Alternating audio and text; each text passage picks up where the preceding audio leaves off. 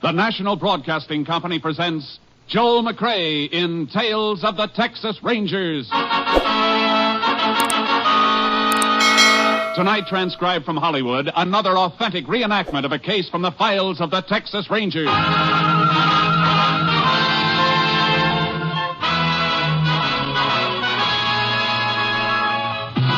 Tales of the Texas Rangers, starring Joel McCrea as Ranger Jace Pearson.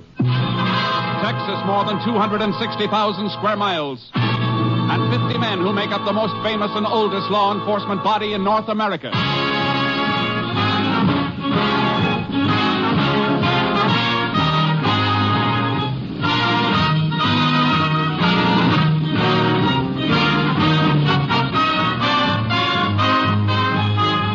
Now, from the files of the Texas Rangers come these stories based on fact. Only names, dates, and places are fictitious for obvious reasons. The events themselves are a matter of record.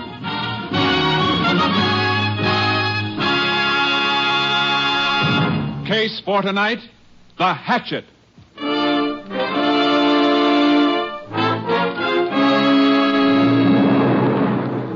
It is 8:30 a.m., Sunday, May 16th, 1941. The Halleck family of Rock Point, Texas, is preparing to leave for church.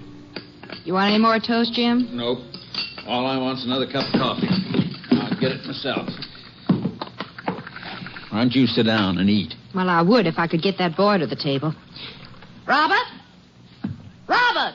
I'm coming, Ma. You've been saying that for half an hour. Your eggs are getting cold and we'll be late for church. All right. And never mind that all right business. When your mother called you, you just come a-running. Gee whiz, Pa, I gotta wash my face, don't I? I'll be right there. You'll see the jar, you'll go without your breakfast. Now, you come sit down, Hattie. No need of your stomach being empty. Just coffee will do for me. Seems like the older a boy gets, the harder it is to get him out of bed in the morning.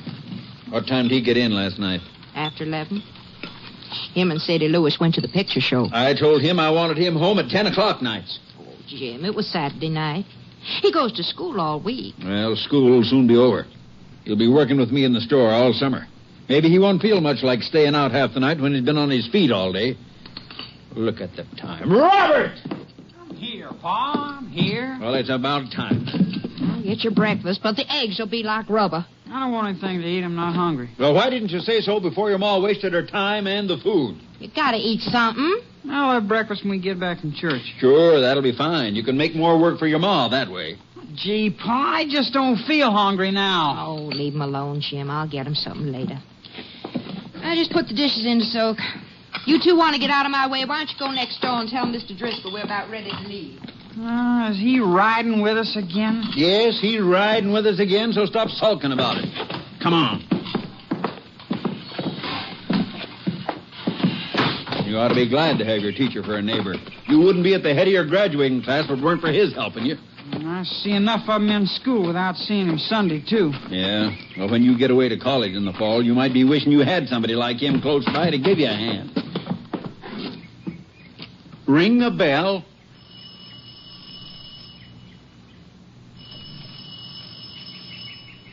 He don't answer. Maybe he went on. He'd have told us. And I didn't hear his car. Come on, maybe he's out in the back. Mr. Driscoll! That's funny. Run up the back steps and take a look in the kitchen window. Oh, why don't we just go without him? Will you do like I tell you? Okay.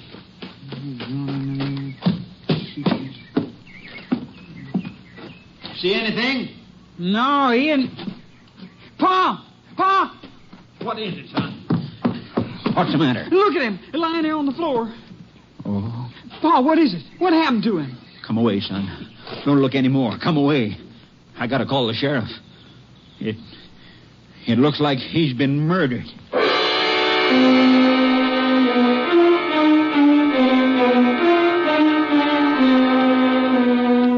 Sheriff Alvin Jeffers took one look at the scene of the crime and put in a call for the assistance of the Texas Rangers. Ranger Jace Pearson was assigned. Mighty bloody job, Jace. No weapon in sight. Nope. Judging by the marks, though, it was something with two edges, one blunt and one sharp. Probably a hatchet, Sheriff. Either that or 2 weapons. It's possible, but not likely. You say the JP's been here? Mm-hmm. As soon as we're finished, the body will be moved into the funeral home for autopsy. Establish time of death. That'll help. Where'd your call come from? Neighbors next door, the Hallecks. Man, wife, and son. Man and boy spotted Driscoll through the window when they come to get him for a lift to church. I'd like to talk to him. Sure, I told him to stick to home. We can go out back and hop the fence. Avoid that crowd out front. Good. The front room looked like Driscoll went in big for books. Yeah, he was an English teacher at the high school. Halleck's boy Robert was in one of his classes, I think. Driscoll live alone? Mm-hmm. A widower. Here, step on this box and hop the fence. You go ahead. I can get over without it. Okay. Well, Halleck saw us coming. There he is at the back door. Howdy, Sheriff. Ranger. Come on in. Thanks. Ranger Pearson, Jim Halleck. Howdy. Oh, my wife Hattie and my boy Robert. Howdy. Howdy, Ranger. You found Driscoll's body this morning? Me and Robert saw it through the window. What time? About 8:45. That's when we always leave for services. Oh, Jace, I ought to call my office. Have the funeral home come for the body now. All right, go ahead. Mind if I use your phone, Halleck? Help yourself. I'll show you where it is, Sheriff. Oh, you'd better stay, Robert. Okay. You and your dad found the body. Would you mind, Mrs. Halleck? Not at all. In here, Sheriff. Thank you. Either of you see Driscoll yesterday or last night? We both saw him outside last night, a little after 6. I was coming home from the store. I sell groceries. Robert was outside waiting for me so he could take the car. Big date, huh? Yeah. What was Driscoll doing? Digging a flower border on his lawn. You talked to him? Just called to him after Robert took the car and drove off. Asked if he planned on riding to church with us. No sense taking 2 cars when neighbors are going to the same place. I see. That all? That's all. You didn't hear anything during the evening or the night? Nope. Me and Hattie turned in a little after 9. How about you, Robert? What time did you get home? What time did you get home? You can tell him I know you was late. Your mother heard you come in. A little after 11. Where were you? To a picture show with Sadie Lewis. What did you see? I don't remember the name of it. Bing Crosby's in it. Jace, you going to be much longer? Oh, no, Sheriff. Why? I spoke to my office. One of my deputies got a report. Rancher named Finney chased somebody off his place with a shotgun last night. Doorbell, Hattie. I'm going. Did the deputy think the report might have anything to do with the Driscoll's murder? Who knows? Fella Finney saw was doing something around a cattle tank, though. Good place to get rid of a weapon. Cattle tanks have been used before. Well, maybe we ought to go out and take a look. Yeah. Robert? It's Jean to see you. Hi, Bob. Hi. Hi, Mr. Halleck, Sheriff. Hello, Gene. Gee, I just drove in to see if Bob wanted to go out to the shack and camp, and I saw that crowd in front of next door. Somebody killed old man Driscoll, huh? Yeah, I can't go with you today. Well, yeah, guess not. Well, you helping the sheriff, Ranger? We're helping each other. Well, boy, I sure hope you catch that guy. Mr. Driscoll was the best teacher we ever had. We'll try to square things for him, Gene. Coming, Jace? Yeah. Thanks for your help. We may want to talk to you again later. You're sure welcome, Ranger. Bye. Bye, ma'am. So long, folks. Bye. So long, Ranger. Who was that kid, the one who just came in? You mean Gene? No, name's Gene McCrea. Pal of Robert's. They go to school together. Why? Just wondering. Robert Halleck ever give any of you any trouble around here? Yeah, we'll take my car. No, he's a good kid. Why? I just got a feeling he was covering up for something, that's all. Like what? If I knew that, I wouldn't be wondering about it. How far to Finney's place? Turn off to the right about 6 miles out. Just this side of the Lewis place. The Lewis place? Well, Robert Halleck says that he was out at a movie last night with a girl named Sadie Lewis. Yeah, she lives out there. Mike Lewis' daughter. Only 15, but a big girl for her age. Lewis watches her like a hawk. I'd like to stop by the Lewis place and talk to that girl. Okay, we can go out there after we check at Finney's.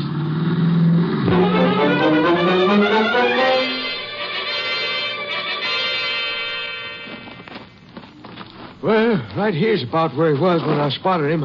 I called, but he started to run. I threw a load of buckshot after him. You didn't see who it was? No, it didn't. I was too far off, about 300 feet back toward the house. What time was that, Finney? Oh, just for 11 o'clock last night. Wasn't that kind of late for you to be out here? Well, I'd been visiting. I was cutting across the ranch, walking home. From where? Mike Lewis's place. We'd get together Saturday nights, play cards. Oh, not for money, just passing time. You always carry a shotgun when you're passing time? Well, matter of fact, I do. Bag a jackrabbit once in a while, going, coming between here and Mike's place. So I always stowed a gun just in case. I see.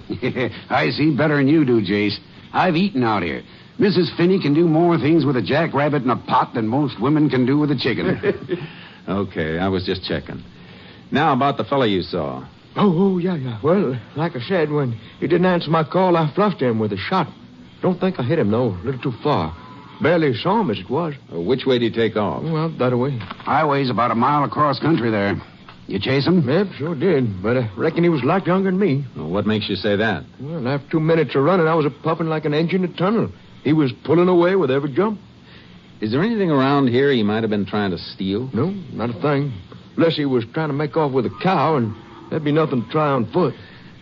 Well, Sheriff, guess we'd better chuck our boots and hop in there. Into my cattle tank. That's right, Finney. But what for? If we're lucky, the weapon that was used in the killing of the high school teacher, Driscoll.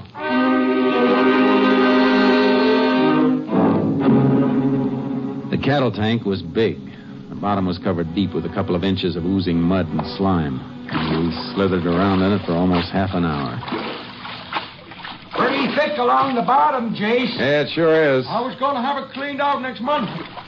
Looks like we're going to have to save you the trouble and the expense. We'll have to call a pumping crew, Sheriff. Yeah, looks that way. Hey, give me a hand up, Penny. All right, now, easy. Thanks. Wait over here, Jace, and we'll boost you out. Okay, Sheriff. Well, we're sure going to feel silly if we have this pumped out and there's nothing here.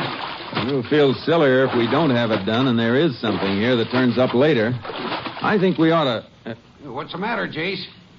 Feel something. Here, under my foot. Yeah, I felt it coming over this way, too. Some stones in the mud. No, this is metal.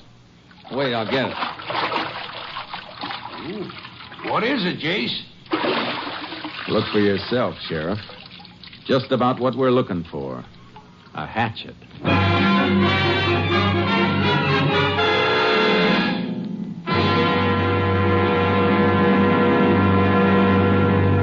You are listening to Tales of the Texas Rangers, starring Joel McCrea as Ranger Jace Pearson. We continue now with tonight's case, The Hatchet, an authentic story from the files of the Texas Rangers. It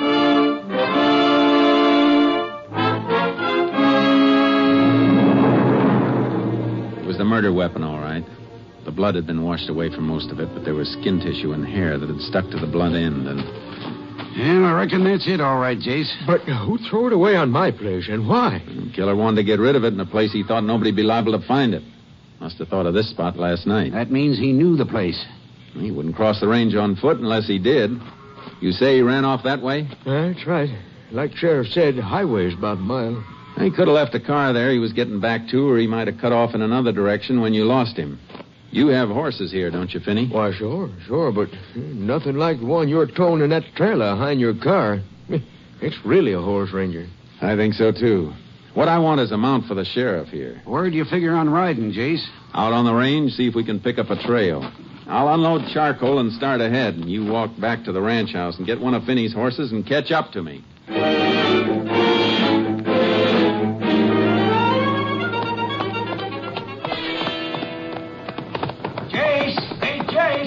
I'll wait for you, Sheriff. Easy, boy. Find anything? Track's all right. Not too heavy on this ground, though. They're easy to lose. Yeah, but this is a straight shot from the ridge. Looks like he was sure going for the road, all right. No doubt about it. If he left a car there, we might be able to find some tire marks where he parked. Afraid you're going to be stymied there, Jace. Why? County just worked the roads over. Shoulders are all fresh gravel. Oh?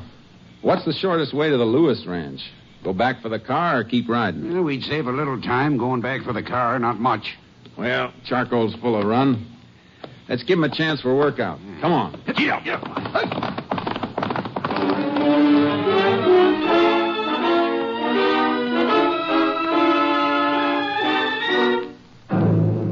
Lewis ranch was big and well kept. There was something dismal and brooding about it. When we got inside, I knew what it was. It was as though the place were reflecting the personality of the heavy-browed man who owned it. So you want to see my daughter, huh? That's right. What about? Just want to ask her where she was last night? She was into the movie house with Robert Halleck. We'd like a little more information than that, Mike. The ranger... I know everything my daughter does. I can tell you anything you want to know. That may be so, Mr. Lewis, but we still want to see her. That's an official request. I'll call her. Sadie! Come into the house. Into the parlor.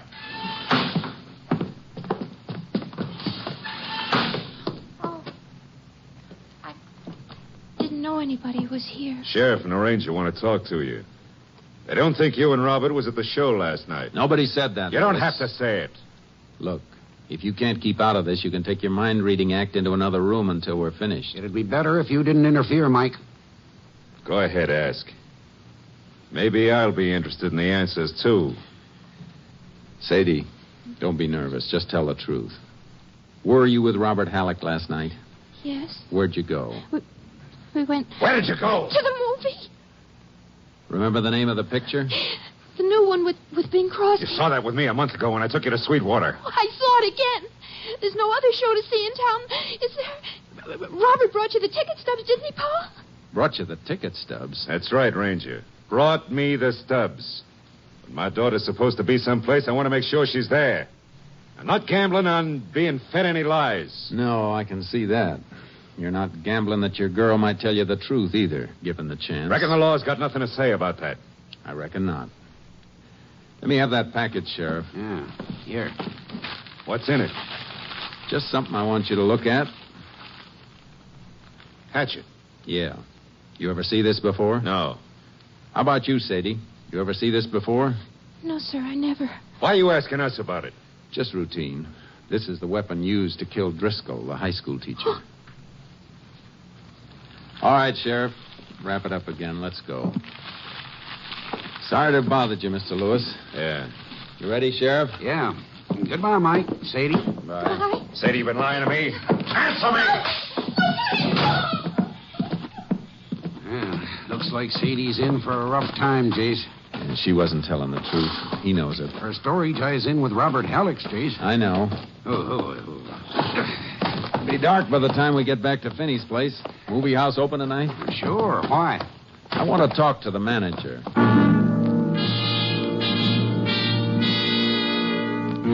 The theater was a small-town showplace. The manager couldn't remember seeing Robert Halleck and Sadie Lewis. He referred us to the ticket taker. The ticket taker turned out to be Robert Halleck's pal, Gene McCrea. Come on, Gene, talk up. Was Robert here for the show last night, or wasn't he? I don't know. He's your best friend, and you were on the door last night. If he came in, you saw him. Yeah, he was here. Did he stay for the whole show? No. No, he didn't stay for any of it. How do you know? Did you see him leave before it was over? Well, he didn't even go in. He just stopped by to get a couple of ticket stubs from me. So that's it. Why didn't you tell us that right off? Because I promised Bob that if anybody asked, I'd say him and Sadie was here. Well, why would anybody ask? Bob thought Sadie's father might. He's asked me before when they were supposed to be here. Well, I guess that's what we wanted, Jace. Yeah, it's part of it, not all of it. Gene, I want you to forget that I asked you anything. Understand? Yes, sir. Let's go, Sheriff. I guess we better pick up Robert Halleck and the Lewis girl, Jace. Not yet. All we know is they didn't see the show. That isn't enough. Don't see why not. This wasn't just a transient thing. Driscoll didn't have no enemies, unless it was one of his pupils hated him. We can narrow it down to one student, though. Not until we've checked on all of them. I'm going to sleep on this tonight. When school opens tomorrow, I'm going out there.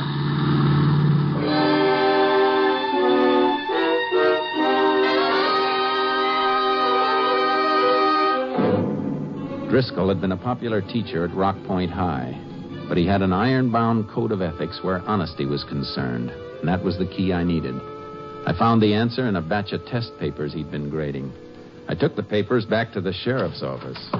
Morning, Jace. Morning. Find anything out the school? Plenty. Look at these. What are they? English class test papers of Robert Halleck and Jean McCrea. I see.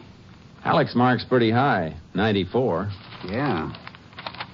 Hey, only half the answers on McCready's paper have been checked. His isn't graded. Compare them and you'll see why. His answer to every single question is exactly the same as Halleck's, all the way down the line. Driscoll must have noticed it while he was marking. You think McCready was cribbing his answers from Bob Halleck's paper? Halleck was at the head of the class. McCready was just barely hanging on. Those papers were clipped together in the drawer of Driscoll's desk with this slip of paper. A few notes scribbled on it in Driscoll's handwriting. Here, read what it says. Yeah. An obvious case of cheating. Flunk McCready. If Halleck knew of this, advise principal neither should be permitted to graduate. Well. The test was on Friday. Driscoll must have been grading those papers after school let out. Halleck came home, but Jean McCready was sitting out a punishment in another class for being late. That means Driscoll might have run into Jean Friday afternoon and asked him about it. That's what I figured. Of course, Jean could have told Bob later. Yeah, he could have. Robert Halleck's the boy, all right, Jace. He lied about where he was Saturday night, and Jean was working at the theater. Maybe yes and maybe no. You get the autopsy report yet? Oh, yeah. Came in this morning. What time did Driscoll die? Between 9:30 and 10:30 Saturday night. Then we can't eliminate Jean McCready. Why not? He starts taking theater tickets at 6:30, but the box office closes at 9 when the main feature goes on again. He's got nothing to do after that. His work's finished. Well, I didn't think of that. You better give me the hatchet, Sheriff. I'll need it. Sure. Got it locked in the drawer here. What's your plan? You go out to the school, get Bob Halleck, and bring him to his father's store. I'll meet you there.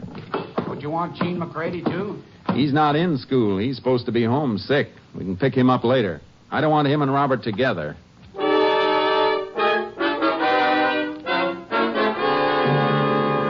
Ranger, you're crazy. Crazy, I tell you. Now, calm down, Mr. Halleck. You admit the hatchet comes from your place. No. A minute ago, you said it did. Well, it disappeared. Months ago. It was lost. It got lost again in a cattle tank. Where's your car? Out back. Through that door. All right, let's look it over.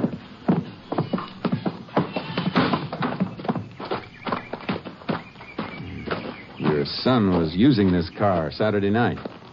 Yes. Why? What are you looking for? Hatchet had to be carted away from Driscoll's, and there was blood on it. I'm looking for a stain. Well, you don't see any, do you?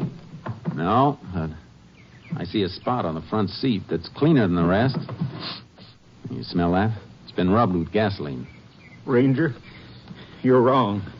You gotta be wrong. My kid wouldn't do a thing like that. Out here, Robert. Here we are, Jace. Oh, what's the matter? Why did they take me out of school? Son, whatever you've done, me and your ma'll stand by you. Now, tell them the truth. You were at the show Saturday. Tell them you were. How about it, Robert? Jean said you just dropped by to pick up ticket stubs. I wasn't at the show. Why didn't you tell me? Why? I couldn't. Because of Sadie's father. He'd kill her. You better tell us what happened, boy. Why, I picked up Sadie in the car at 6:30. We went into the movie house to leave the car with Jean and get the stubs. You left the car with Jean? Yes. So it'd be around the theater in case Sadie's pa came by. Well, then what happened? Then we arranged for Jean to meet us out at the crossroads between the Lewis place and Finney's at 11 o'clock. So I'd have the car to take Sadie home. See, Ranger? He didn't have the car all the time. Go ahead, Robert. Where did you and Sadie go? We went for a ride with somebody who picked us up behind the theater. What do you mean by somebody? Who? Sadie's mother. What? Why, Sadie Lewis's mother is dead. No, she isn't. That's what Mr. Lewis tells everybody. They were divorced before he moved here with Sadie. Could that be true, Sheriff? Well, Jace, I don't know. Mike Lewis always said his wife died. She didn't. He just hated her, that's all. And, well, if he finds out Sadie's been seeing her, he'll beat her up. All right, Robert. I think you're telling the truth.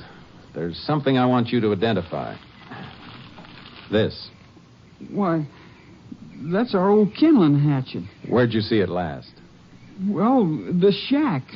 Me and Gene built a shack up in the woods last fall. We go camping up there. I built most of it because Gene, he was working part-time after school at Finney's ranch. That's right, Jace. Gene did work for Finney for a while. Come on, Sheriff. We'd better go pick him up.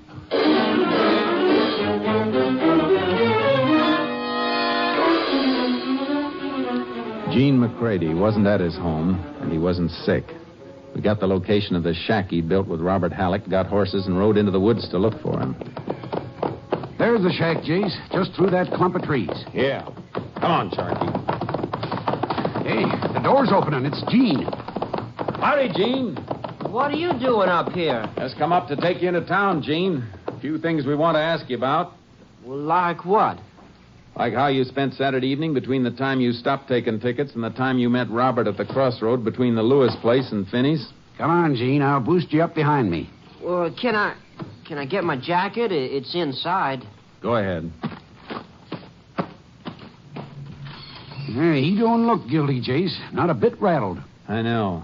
Well, we could be wrong, but you better give me your holster, Sheriff, if he's going to ride behind you. Yeah, I guess you're... Look out, Jace! Oh!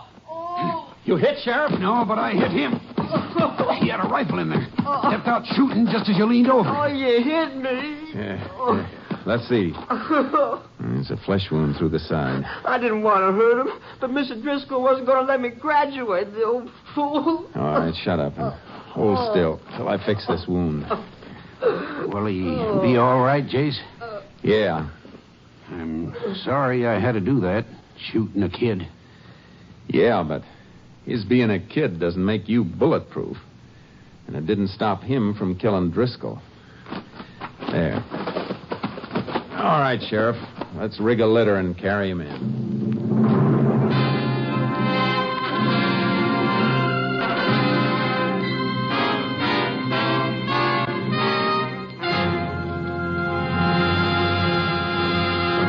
Gene McCrea was just old enough to stand formal trial for the murder of his high school instructor. On September 20th, 1941, he was taken to the state penitentiary at Huntsville to serve out a sentence of 25 years.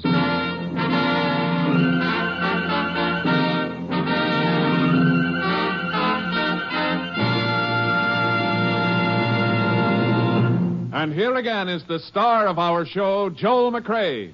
There's a poem that was sent to me by Captain M.T. Lone Wolf Gonzalez, who's commander of Company B of the Texas Rangers. It's not only amusing, but seems to reflect the thoughts of many a police officer. I hope you'll enjoy hearing it. It's called Not Guilty. I guess I've seen 1,000 men go in this jail and out, from tramps with month-old whiskers to rich men with the gout. Not one of them was guilty of the crimes the law accused. Seems they were all just victims of some officer's abuse. From the time the keys are rattled till they're locked up in the cell, their voices, though they differ from a whisper to a yell, the song is always just the same that everyone will sing. I don't see why they put me here. I haven't done a thing. Makes no difference what they've done or how mean the crime has been. When they're locked behind those prison bars, they're always free from sin. Though the evidence be solid and their voice with guilt may ring, they'll stand right up and tell you, I haven't done a thing. Good night, folks. See you again next week. Good night.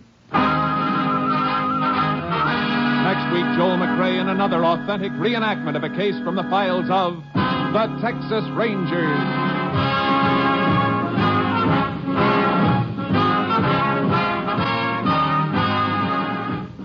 Joel McCrea is currently seen starring in the Universal International Technicolor production, Frenchie.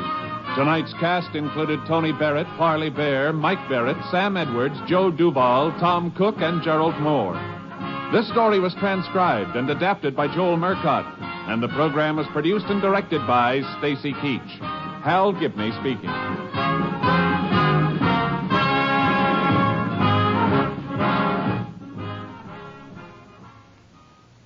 Three chimes mean good times on NBC. There's music, fun, and prizes Monday through Friday on NBC to help your busy morning along. Tommy Bartlett brings you Welcome Travelers. Walter O'Keefe MC's Double or Nothing. Clever quizmaster Bud Collier asks the questions on Break the Bank. Jack Birch presents Songs and Stories, and Dave Garroway with Melody and Humor. That's Monday through Friday on NBC. Now, hear the $64 question. 3 chimes mean good times on NBC.